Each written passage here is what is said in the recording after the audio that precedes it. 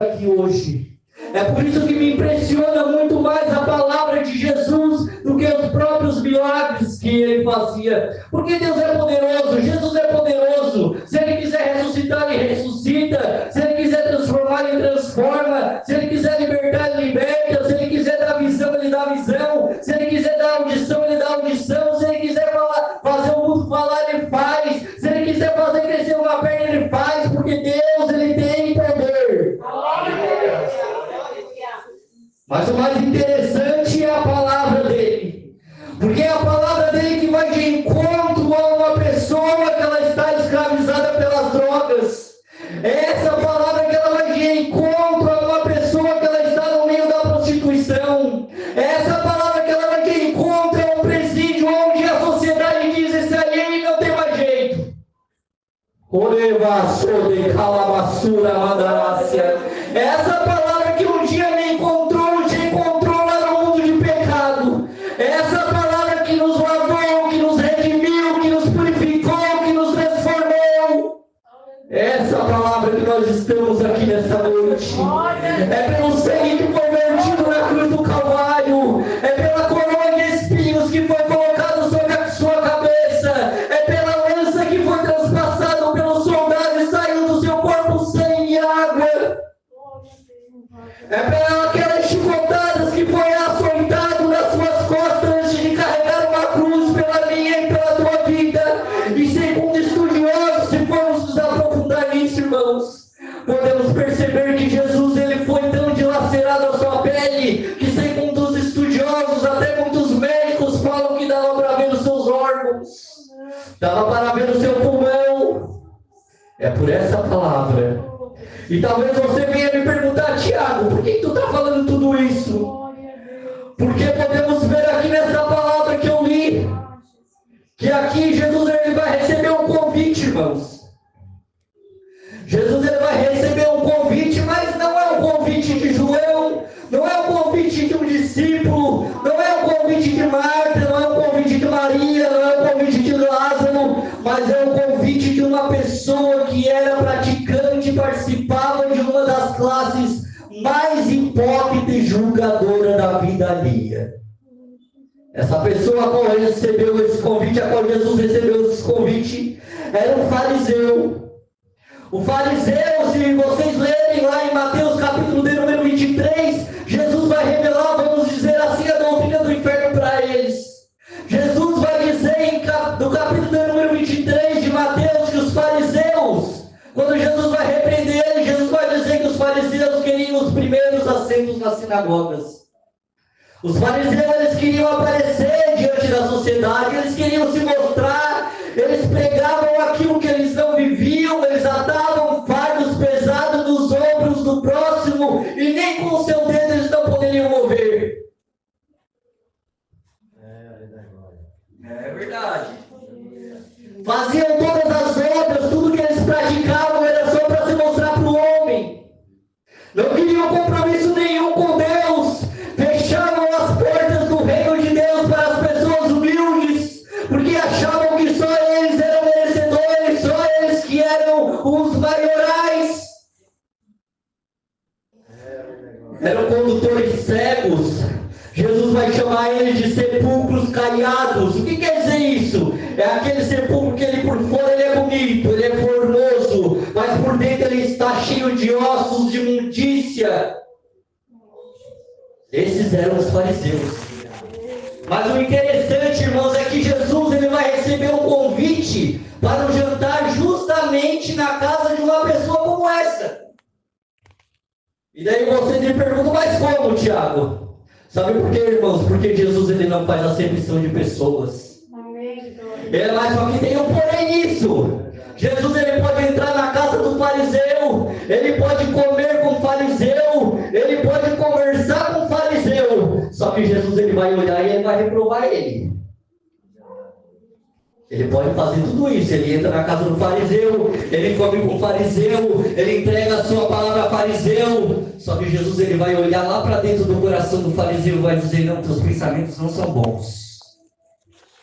E daí o Espírito Santo fala comigo, irmãos, que hoje em dia tem tanta gente pregando em pecado, tem tanta gente gente cantando em pecado, profetizando em pecado, e Jesus até mesmo usando a pessoa para pregar a sua palavra, porque o compromisso de Jesus Cristo é com a sua palavra.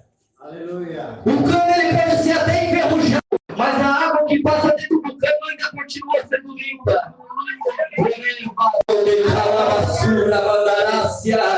cano pode não prestar para nada, porque está cheio de imundícia, mas ele vai abrir a boca e Deus ainda vai ter misericórdia e vai dizer: ainda tem alguém que precisa ouvir essa palavra. Não é por ti que está pregando, mas a palavra é minha e eu vero por ela. Pessoas pregando em pecado, cantando em pecado, profetizando em pecado, e daí você pode me dizer: mas como, irmão Thiago? Como que Jesus ainda usa? Só que tem um porém nisso tudo, irmãos. Vai ter um acerto de conta. Vai chegar o grande dia em que nós estaremos diante do trono branco. Vai chegar o grande dia que nós estaremos diante de Jesus. O dia do grande julgamento. O dia do acerto de contas. E daí, irmãos, daí ali vai ser tudo exposto, irmãos. É por isso que hoje em dia a gente vê tanto escândalo dentro da igreja. É por isso que hoje em dia a gente vê tanta coisa acontecendo no meio evangélico.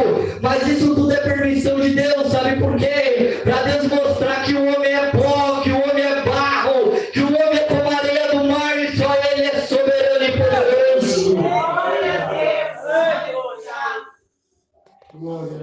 Jesus ele vai nesse convite, irmão Romero. Jesus ele entra na casa do fariseu, ele senta na mesa do fariseu, e acredito eu, segundo os estudiosos dizem que o fariseu ele prepara um banquete para Jesus. A mesa da época era uma mesa baixa, Jesus senta, colocando seus pés para trás, e a Bíblia vai dizer aqui que entra, porém, a Bíblia vai dizer que tinha uma mulher.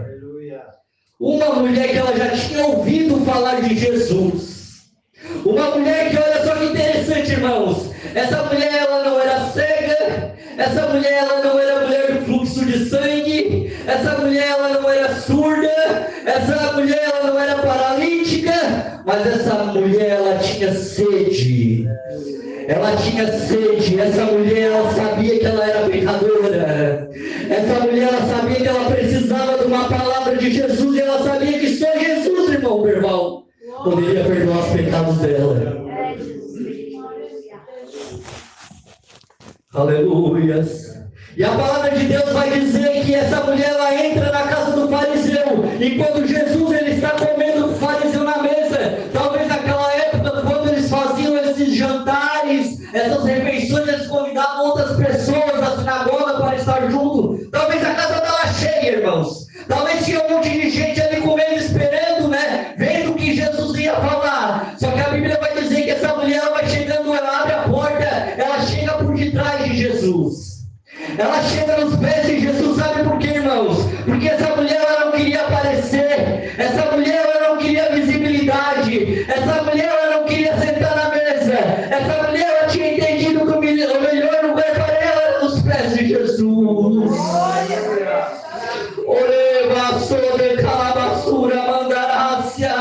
Ela não chegou a sentar na mesa, porque quem sabe o Deus que serve espera Jesus colocar o nome dele na mesa. Quem sabe o Deus a quem serve, ele não se oferece, ele não chega se mostrando, ele não chega se oferecendo, irmão Silvio. Aquele que conhece o Deus que serve, ele primeiro ele vai para os pés de Jesus, e ele espera que Jesus coloque o nome dele na mesa, e o nome de Jesus seja glorificado. E ali ela chega atrás dos pés de Jesus. Ela se ajoelha no pé de Jesus, talvez empoeirado, porque andava com sandália naquela época. E ali ela se aceita diante de Jesus, e ali ela começa o seu culto. Ali ela começa a derramar as suas lágrimas diante do pé de Jesus. Ali ela começa a reconhecer os seus pecados, e a Bíblia vai dizer que ela derrama as lágrimas dos pés de Jesus, derrama um unguento que era um óleo caríssimo, e ela começa a enxugar os pés de Jesus com seus cabelos, sem se importar, irmãos, com quem que estava ali. Ela não queria saber de nada, ela só pensou: eu vou adorar Ele,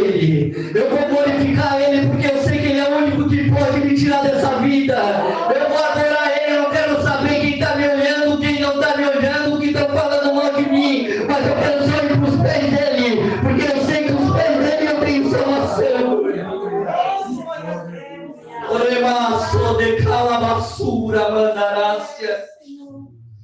Agora a Bíblia vai dizer que o fariseu ele vai olhar e ele vai começar a ajudar Jesus e a mulher.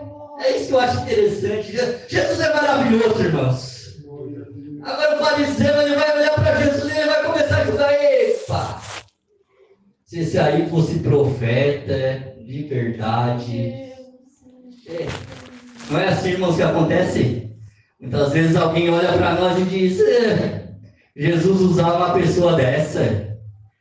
Jesus usar ele, Jesus usar ela, só que ele não conhece a tua vida, ele só te olha por fora, como o olhar de Samuel, só que tem um que ele olha por dentro. Olevassou de Calabasura, Mandarácia. Tem um que ele olha por dentro, tem um que ele esquadrinha o meu e o teu coração, tem um que ele lê os meus pensamentos e os teus pensamentos, tem um que vê quando tu chora, quando ninguém está vendo, tem um que olha quando tu está gemendo na tua casa, quando ninguém está vendo. Se esse for a profeta, saberia bem quem é a mulher e qual é a mulher que está lhe tocando. Daí tem um porém, irmãos. Agora Jesus vai se manifestar e ele vai falar com o fariseu. Ele vai dizer: Simão, uma coisa eu tenho para te dizer. Jesus já começa assim, né, irmão? Jesus, quando ele começa a falar, irmãos, deixa eu dizer uma coisa para você aqui nessa noite. Tem muitos lugares aqui que Jesus não está mais falando. Tem muita igreja que não é mais Jesus que fala, irmão Patrick. Tem muitas igrejas que é só um homem, é só um conhecimento, é só ali, ó. É só aqui, irmãos, é só dinheiro que está rolando, então ele fala o que ele quiser. Mas deixa eu dizer para você aqui nessa noite, quando é Jesus que fala, não tem, irmãos. Não tem, irmãos. Jesus não é de passar a mão na cabeça por causa de dízimo. Jesus não é aquele que passa a mão na cabeça por causa de oferta, irmão Silvio. Jesus não é aquele que passa a mão na cabeça de empresário porque ele tem muito dinheiro e vai prosperar a igreja financeiramente. Jesus não é assim, irmãos. Jesus, ele tem uma coisa para falar, não importa se é empresário, não importa se é presidente, não importa se é prefeito, se é vereador, se é deputado, seja lá quem for. Pode ser até o Papa, mas se Jesus quer falar, ele fala. Talvez o fariseu ele estava pensando: agora Jesus ele vai elogiar a comida, né? Entrou na minha casa, fiz um banquete, talvez agora ele vai elogiar a comida. Talvez agora ele vai me abençoar por tudo isso que eu fiz para ele. Não, irmãos. Mas Jesus conhecia o coração dele. Jesus sabia a intenção dele. Agora Jesus ele vai contar uma parábola. Olha só o que Jesus faz, irmãos. Olha só, o fariseu se achando que era o maioral, que é o doutor da lei, que é o mais puro entre os homens, e achando que aquela mulher era uma mulher desprezível, que não valia nada. Talvez não valia nada para ele, irmãos. Mas para Jesus, a minha Bíblia vai dizer que uma alma tem muito valor. Agora Jesus ele vai pegar aquela mulher e ele vai colocar num pé de igualdade da mesma altura que o fariseu.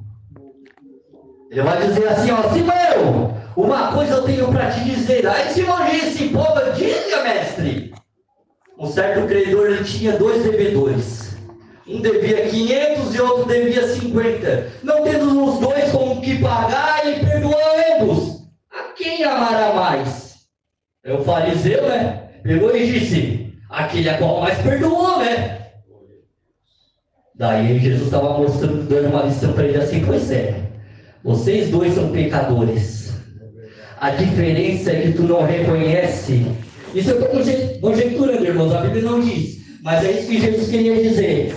A diferença é que tu não reconhece, mas essa aqui, desde que eu entrei aqui dentro, ela não cessa de adorar o meu nome, ela não cessa de beijar os meus pés. Eu entrei na tua casa e tu não me desse água para os pés. Ah, pois é, mestre, eu até esqueci. Pois é, essa aqui, ela não cessa de derramar as lágrimas dos meus pés. Eu cheguei na tua casa e tu não me desse um beijo, ósculo santo. Ah, pois é, mestre, eu também esqueci, eu estava preocupado com tantas outras coisas. Pois é, essa aqui, além de ela beijar os meus pés, derramar um unguento, chorar diante dos meus pés, ela ainda pega os seus cabelos em sinal de adoração e reverência, e aí eu começo a enxugar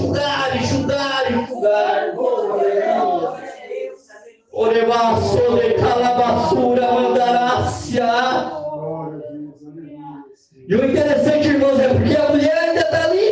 Jesus, ele ainda não falou com a mulher, mas a mulher, olha só, ela virou o assunto principal da mesa diante de todo mundo. Glória a Deus. Talvez o fariseu, ele olhou e disse, não, era isso que eu esperava. Eu convidei ele para vir na minha casa, mas não era isso que eu esperava. Não é assim, irmão Romeu? Não é assim? Uma pena que hoje em dia, irmão Romeu, tem tantas pessoas se vendendo por dinheiro. É uma pena que hoje em dia tem tantas pessoas usando o altar por causa de benefício próprio, usando a palavra de Deus para benefício próprio, mas matando os outros, jogando os outros no inferno. É uma pena, irmãos, é uma pena. Só que Jesus, ele está vendo tudo isso. Jesus, ele está vendo tudo isso. Agora a Bíblia vai dizer que Jesus, ele pega e olha para a mulher. E ele disse, está vendo? Está vendo a mulher? Pois é. Ele chama a mulher e diz, teus pecados te são perdoados. Porque muito tu amou, mas aquele a quem pouco ama não é digno. Aleluias, aleluias, aleluias. E ele vai dizer ainda mais, e disse à mulher, a tua fé te salvou. Só que a tua fé te salvou não tem um ponto aqui. Tu pode ver que quando está escrito aqui, disse a mulher, a tua fé te salvou, ponto e vírgula. Por que ponto e vírgula, irmão? Porque o Espírito Santo me fez entender uma coisa, que Jesus, ele não estava dando um ponto final na vida daquela mulher. Ele colocou um ponto e vírgula, porque logo após ela teria uma vida diferente, a qual